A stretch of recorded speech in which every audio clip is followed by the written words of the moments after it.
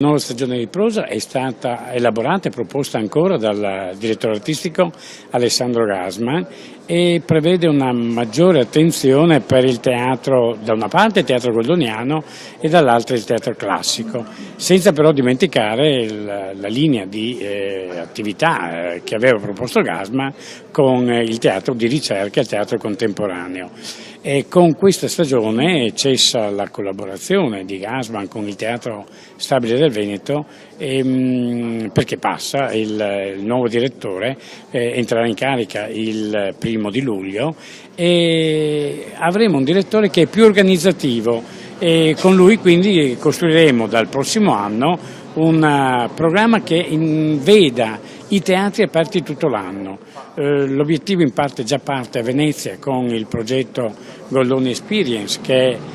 tutta l'estate verrà riproposto 2 volte alla settimana, ma poi si estenderà anche in prospettiva a Padova con altre iniziative, con altre proposte culturali che stiamo elaborando.